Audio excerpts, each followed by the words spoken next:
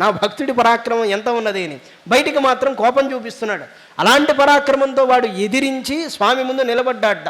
పైగా ఒక దక్షిణ సముద్రము ఉత్తర సముద్రము రెండూ కలిసి పోరాడితే ఎలా ఉంటాయో, మదగజములు మదమెక్కిన వృషభాలు పోరాడితే ఎలా ఉంటాయో, సహింపరాని పరాక్రమంతో సింహములు పోరాడితే ఎలా ఉంటుందో అలా ఉన్నదట వాళ్ళ యొక్క దారుణమైనటువంటి పరాక్రమం. ఆ విధంగా ఉండగా ధనుజ పరిపంథి పాలంబునొప్పించే మండల భ్రమణం. గదలో ఒక విన్యాసం ఉంటుంది. మీరు భారతంలో భీముడు దుర్యోధనుడు కలహించినప్పుడు కూడా ఈ విషయాన్ని చూడొచ్చు. చుట్టూ తిరుగుతూ పోరాడుతూ ఉంటారు. ఈ కుస్తీ బట్టలు పట్టేటప్పుడైనా ఖడ్గ విద్య అభ్యసించేటప్పుడైనా వాటికి మండలాలు అంటారు. ఆ యుద్ధ విద్యల్లో ఈ మండలాలను సవ్యంగా ఏర్పరుచుకుంటూ వాళ్ళు యుద్ధం చేస్తున్నారట. ఇలా చేసుకుంటూ తిరస్కార పరిహాసోక్తులనిచ్చుచున్ పోరు సమయంబున. ఒకడు నువ్వెంత అనడం, ఇంకోడు ఏ బలం అప్పుడే అయిపోయిందా లే అనడం.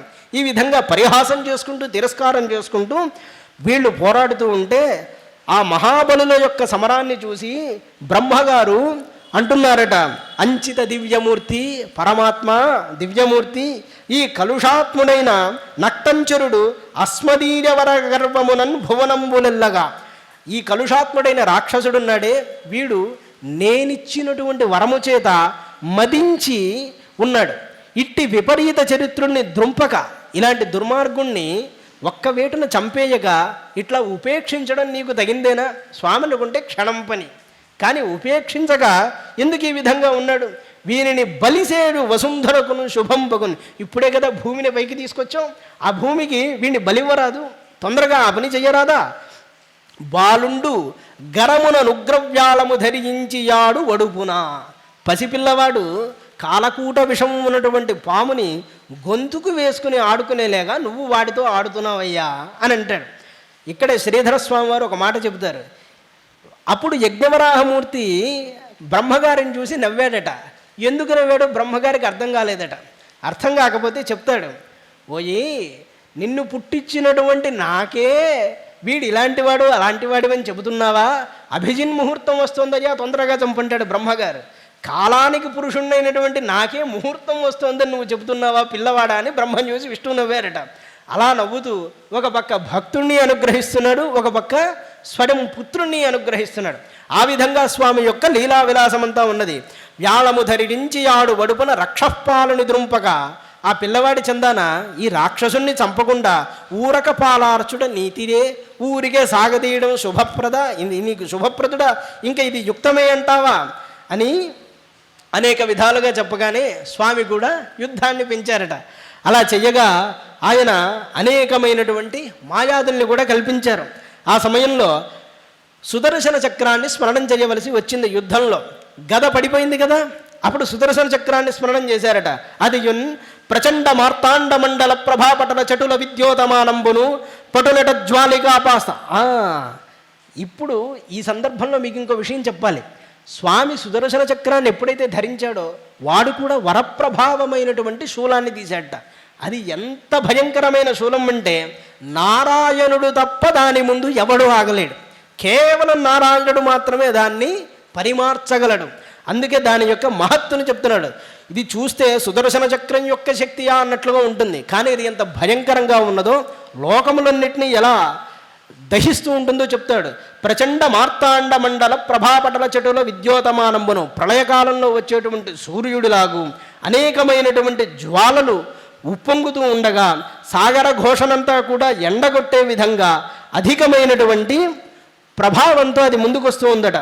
దానిని చూసి నారాయణుడు ఆ శూలాన్ని మధ్యలోనే త్రుంచి రారా అని హిరణ్యాక్షుడి మీదకి వెళ్ళాడు. అప్పుడు స్వామి ఈ మెడ దగ్గరి భాగం ఉంటుందే, ఈ మెడ దగ్గర భాగంతో లీలగా అలా చరిచేట, స్వయంగా కాలుతో తన్ని తన చేతితో తెరిచేట. కేవలం లీలగా కొట్టినటువంటి ఆ దెబ్బకే హిరణ్యాక్షుడు కుప్పకూలేట. కానీ ఎలా కూలేడన్న విషయం చెప్తాడు. పొడగని ధనుజుడు పెదవులు దడుపుచు బొలివోని బంటుతనమున వీరంబుడుగ భీషణ గదగుని ఎడిచన్ మఖమజవరాహు నమితోత్సాహు. ఆయన శూలం పాడైపోయింది కదా అని గద తీసుకుని వెళ్తే అప్పుడు స్వామి ఒక్క చరుపు చరవగానే దానికి రాక్షసుడు కింద పడగానే బ్రహ్మాది దేవతలు అనుకుంటూ ఉన్నారట, ఆహా ఎట్లాంటి భాగ్యం అబ్బిందిరా ఈ హిరణ్యాక్షుడికి, ఎంత యుద్ధం చేశాడు రా శ్రీ మహావిష్ణువుతో, మండల పరిభ్రమణం చేస్తూ గదాయుద్ధం చేసి స్వామి యొక్క కౌమోదకీ గదనే చేతి నుండి పడగొట్టాడే, సుదర్శన చక్రాన్ని పట్టిన స్వామి ముందు నిర్భయంగా నిలబడి స్వామికి సవాలు విసిరాడే, వీడు గట్టి పరాక్రమవంతుడు సుమా. అట్లాంటి వాడిని స్వామి ఉపేక్షించి లీలగా ఒక దెబ్బ వేశాడంటే యోగులకే అందనటువంటి నారాయణుడి కరస్పర్శ వీడికి తగిలిందే. మహితాత్ములు ఋషులైనటువంటి వాళ్ళు నిరంతరం హరిపాదాన్ని తాకాలి, హరిపాదాన్ని స్పృశించాలని ఆలోచిస్తూ ఉంటే అట్లాంటి హరిపాద స్పర్శ ఈ హిరణ్యాక్షుడికి తగిలిందే, వీడు ఏ పుణ్యం చేసుకున్నాడో కదా అని అనుకున్నారట. నిజమే కదండి. వాడు శాపవశాత్తు ఇప్పుడు మనకు అలా కనపడుతున్నాడు. కొంతమందిలో కొన్ని కళలు ఉంటాయి, మీరు గమనించండి. వాడిని చూస్తే వీడైనా వెధవా అన్నట్టు ఉంటాడు బయటికి చూస్తే. అంటే నా వైపు చూడకండి, మాలు విషయం చెప్తున్నా. అంటే ఇలా ఉంటుంది. ఎందువల్ల అలా ఉంటుంది అంటే అదేదో పూర్వార్జితమైనటువంటి పుణ్యం.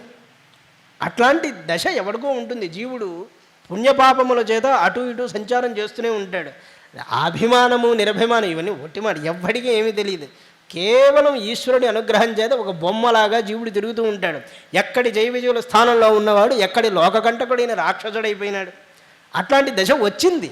కానీ వాడు అలా ఎందుకున్నాడో నారాయణుడికి తెలుసు. కానీ వాళ్ళు ఆశ్చర్యపోతున్నారు. ఆహా, వీడి భాగ్యమే భాగ్యం సుమా, సామాన్యుడు కాదు సుమా, హరిపాద స్పర్శ కలిగినటువంటి వీడు ధన్యుడు కదా అని చాలా సంతోషించారంటే రాక్షసుని కూడా మెచ్చుకున్నారు. ఒక్కొక్కసారి శత్రువులో పరాక్రమాన్ని కూడా మనం మెచ్చుకుంటూ ఉంటాం కదండి. అదేవిధంగా దేవతలందరూ అనుకున్నారు. ఆ విధంగా హిరణ్యాక్షుణ్ణి సంహరించిన తర్వాత దేవతలకి అనుగ్రహం చూపి యజ్ఞవరాహమూర్తి అయిన శ్రీమన్నారాయణుడు అంతర్ధానమయ్యాడు అని వరాహావతారాన్ని గురించి చెప్పారు. నేటికి ఇక్కడికి మనం వరాహావతారాన్ని సంపూర్ణం గావించుకుంటున్నాం అని అనుకుంటున్నాం కదా. వరాహావతారం సంపూర్ణమైంది నిజమే. కానీ దీని తర్వాత బ్రహ్మగారు చేసినటువంటి సృష్టి చాలా అద్భుతంగా ఉంటుంది. అది విని తీరాలి. ఇంతసేపు మీరు ఏం విన్నారు? వరాహావతారం విన్నారు. నిన్న బ్రహ్మగారి సృష్టి విన్నారు. బ్రహ్మగారి సృష్టి ఎంతవరకు అయింది? సగభాగమైంది. మధ్యలో ఈ రాక్షసుడు వచ్చాడు. ఈ రాక్షసుడిని యజ్ఞవరాహమూర్తి నశింపజేశాడు. ఇదంతా బాగానే ఉంది. కానీ ఆ తర్వాత జరిగినటువంటి విషయం ఏమిటి అనేదాన్ని ఇప్పుడు చూడవలసి ఉన్నది. జీవుల కర్మగతిని సరే, ఇక్కడికి స్వామిని ఎంతో స్తుతి చేశారు. ఇప్పుడు నేను అదంతా చెప్తే మళ్ళీ ఇంకో గంటన్నర సమయం పడుతుంది, అంత గొప్ప స్తుతి. కానీ యజ్ఞవరాహమూర్తిని నిత్యం స్మరణం చేయడం కూడా చాలా గొప్ప విషయం. నమస్తస్మై వరాహాయ లీలడోద్ధరతే మహీం ఖురమధ్యగతోడిస్య మేరు కణకణాడితే, వరాహ పురాణంలో స్వామిని ధ్యానం చేస్తూ చెప్పినటువంటి మాట. వరాహ ఉపాసనకి సంబంధించిన విషయాన్ని కూడా ఒకటి చెప్తాను. బంగారు పళ్ళల్లో కానీ లేదా రాగి పళ్ళల్లో కానీ యజ్ఞవరాహ మూర్తిని కనుక ఎవరైనా స్థాపించి ఆయనకి క్షీరాదులతో అభిషేకం చేసుకుంటే ఆ పుణ్య ఫలితంగా రుణాదులన్నీ విముక్తి అయిపోతుంది. భూ సంబంధమైనటువంటి బాధలన్నీ నెరవేరుతాయని. అంటే బాధలు నెరవేరుతాయంటే ఉద్దేశం ఉపశమనం కలుగుతుంది అని. బాధలు నెరవేరడం అంటే అలా కాదు, కోరికలు నెరవేరుతాయని దీనికి గొప్పదైనటువంటి విషయాన్ని కూడా చెప్పారు. సందర్భవశాత్తు చెప్పడం జరుగుతుంది. ఇక వరాహమూర్తి వెళ్ళిపోయిన తర్వాత బ్రహ్మగారు సృష్టి చేయడం మొదలుపెట్టారు. చెప్తూ ఒక మాట అంటారు, జీవుల కర్మగతిని ఎవ్వడు ఊహింప శక్యం కాదు సుమా. వీడు ఇలా ఉంటాడు అలా ఉంటాడని అనడం కుదరదు. ఆ కర్మగతికి అధ్యక్షుడు ఎవడు అంటే, ప్రకృతికి దీనంతటికి అధ్యక్షుడు ఎవడంటే భగవానుడే. స్వామి విశ్వాన్నంతా విస్తృతపరచాలని ఈ సృష్టినంతా ఒక అండంగా మార్చాడు, అంటే ఒక గోళంగా మార్చాడు. ఇలా గోళంగా మార్చినప్పటికీ కూడా దాని యందు చలనం అనేది కలగలేదు. చలనం కలగకుండా అలా ఉన్నది. నిన్న మీతో అన్నాను, ఎక్కడెక్కడ శక్తులను సృష్టించినప్పటికీ విడివిడిగా అవి ఏమీ చేయలేకపోయాయి. ఓ పరమాత్మ, నువ్వు మాలో ప్రవేశిస్తేనే మేము చలనంగా ఉండడానికి అవకాశం ఉంటుంది, చలించడానికి అవకాశం ఉంటుంది అని ప్రార్థన చేయగానే నారాయణుడే మళ్ళీ హిరణ్య గర్భస్వరూపుడై ఆ అండంలోకి ప్రవేశించి ఈ సృష్టినంతా చేశారు. అందుకే విద్వాంసులైన వాళ్ళు చెప్తారు, భాగవతంలో చెప్పేటువంటి కథలు కేవలం ఒక వరస క్రమంలో ఉన్నాయని అనుకోవద్దు. వ్యాసుడు దివ్య దృష్టితో ఎప్పుడెప్పుడు ఎక్కడెక్కడివి చూశాడో. ఇప్పుడు స్వాడంభవ మన్వంతరంలో విషయాలు చెప్తున్నాడు, ఒకసారి స్వారోచష మన్వంతరంలో విషయాలు వస్తాయి, ఒకసారి తామస మన్వంతరంలో విషయాలు వస్తాయి. గజేంద్ర మోక్షం ఎక్కడదండి? తామస మన్వంతరంలో జరిగిన విషయం, ఈనాటిది కాదు. ఈ స్వాడంభవ వైవస్వత మన్వంతరమో స్వాడంభవ మన్వంతరమో కాదు. ఇలా జరిగినటువంటి విషయాలన్నీ కూడా చాలా ఉన్నాయి. ఈ విధంగా అండం నుంచి ఈ ప్రపంచంలో కదలికని సృష్టించాడు. అక్కడ నుంచి బ్రహ్మ తన నుండి అనేకమైన జీవుల్ని సృష్టించడం మొదలుపెట్టాడు. మొట్టమొదటగా తమస్సుని సృష్టించాడట. తమస్సు అంటే ఉన్నటువంటి విషయాన్ని కప్పివేసే విధంగా ఉండేటువంటిది. దాన్ని సృష్టించగానే ఆ విషయం ఆయనకి నచ్చలేదట. వెంటనే ఆ దేహాన్ని విడిచిపెట్టాడన్నారు. ఆ తర్వాత ఆకలి దప్పులు బ్రహ్మగారి యొక్క దేహం నుండి పుట్టాయి. యక్షులు రాక్షసులు దాన్నంతా స్వీకరించారన్నారు. యక్షరాక్షసులు ఆకలి బాధ తట్టుకోలేక బ్రహ్మగారి మీదకి పడ్డారట ఒకానొక సందర్భంలో. అప్పుడు ఆయన వారికి తగినటువంటి ఏర్పాటంతా కూడా చేసి ఈ సృష్టి అంతా నచ్చలేదు అనుకున్నాడు. సాత్విక ప్రకాశంతో విరాజిల్లేటువంటి దేవతల్ని కూడా ఆయన సృష్టించాడు. ఇక స్వామి యొక్క నడుము భాగం నుండి భోగాలకు ఆలవాలమైన వారు, అంటే భోగించాలి అనేటువంటి భావం గల అసురుల్ని సృష్టించారు. అసురులు అంటే ప్రాణములను భక్షించేటువంటి వారు అని అర్థం. ప్రాణములను అంటే ఇతరుల యొక్క ప్రాణములను భక్షించేటువంటి వాడిని అసురులు అని పిలుస్తారు. వీళ్ళు పుట్టడంతోనే భోగలాలసతో ఉన్నారట. గమనించాడు బ్రహ్మ, మాకేదైనా భోగించడానికి ఒక స్వరూపాన్ని చూపించు, లేకపోతే నీ మీదకి వచ్చేస్తామని బ్రహ్మ మీదకి వచ్చారట. ఒరే దుర్మార్గులారా, ఇలా ఉన్నారేమిట్రా, ఇట్లాంటి క్యాండిడేట్లు అప్పుడు కూడా ఉన్నారు. అది చెప్పడం. ఇదంతా ఈ గుణాలన్నీ కనబడుతున్నాయంటే రాక్షస చర్యలు, రాక్షస బుద్ధులన్నీ వాళ్ళని ఆవహించాయని అర్థం. ఇదంతా గమనించి బ్రహ్మ నారాయణుడిని ధ్యానం చేశాడు. చేయగానే ఈ దేహాన్ని విడిచిపెట్టన్నాడు. వెంటనే ఆయన ఆ దేహాన్ని విడిచిపెట్టాడంటారు. ఇక్కడ మీకు విషయం, మూల భాగవతంలో దేహాన్ని విడిచిపెట్టు, దేహాన్ని విడిచిపెట్టు అని చాలాసార్లు వస్తూ ఉంటుంది. పెద్దవాళ్ళు చెప్పినట్టు మాట ఏంటంటే, బ్రహ్మగారు అన్నిసార్లు శరీరాన్ని విడిచిపెట్టక్కర్లేదయ్యా, దానికి మూలమైన భావాన్ని విడిచిపెడితే చాలు. అంటే నేను రాక్షస సృష్టి అయినది, అప్పుడు ఆయన నుండి రాక్షస భావాన్ని సంపూర్ణంగా విడిచిపెట్టాలి. పెడితే అదంతా రాక్షసులకు వెళ్ళిపోతుంది. ఈ విధంగా ఉంటున్నదన్నారు. వారు సిగ్గు లేకుండా బ్రహ్మ వెంట పడగానే అప్పుడు ఒక సుందరీమణిని సృష్టించారట బ్రహ్మగారు. వెంటనే అందరూ తగులుకుని ఆ సుందరి వెంట వెళ్ళాడట. ఓరే పిచ్చి వాళ్ళలారా నవ్వుకున్నట్ట స్వామి.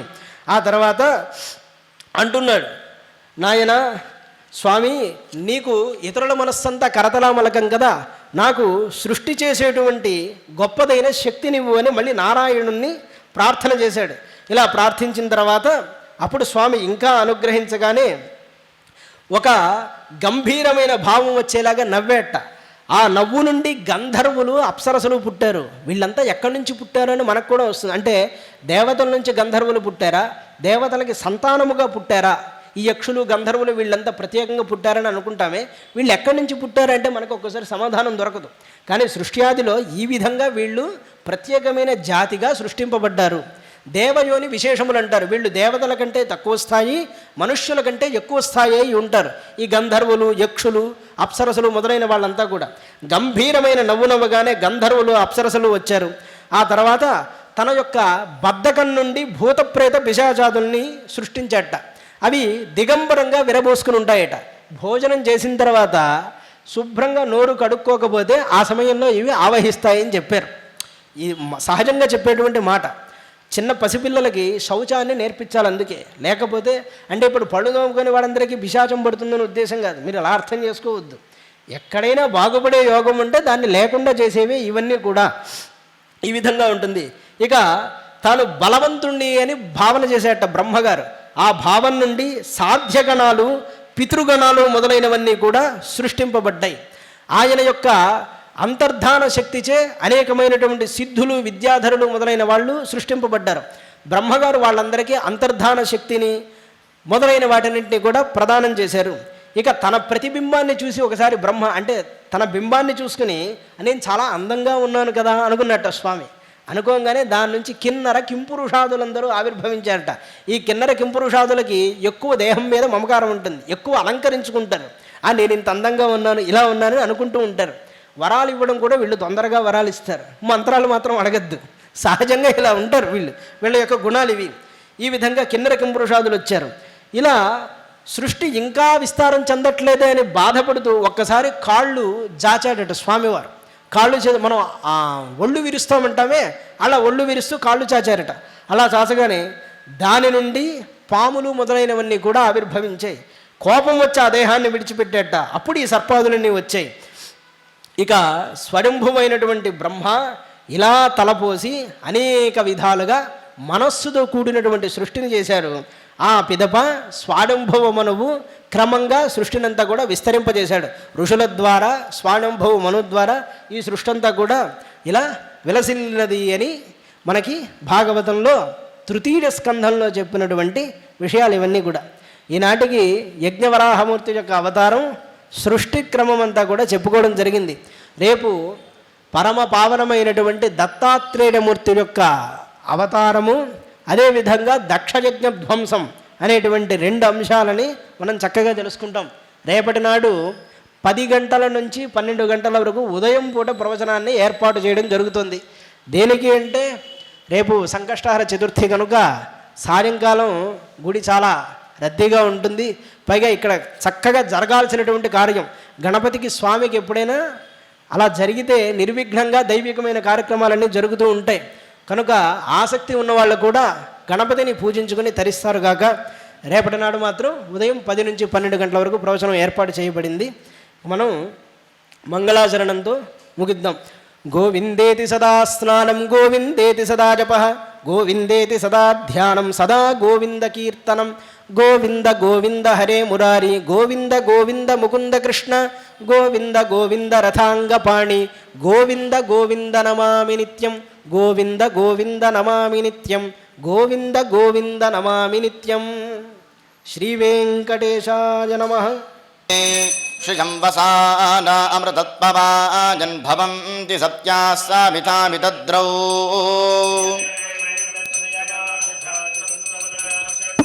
సంధీయతే ప్రజగా పశుభిర్య ఏవం వేద. గోవింద గోవింద.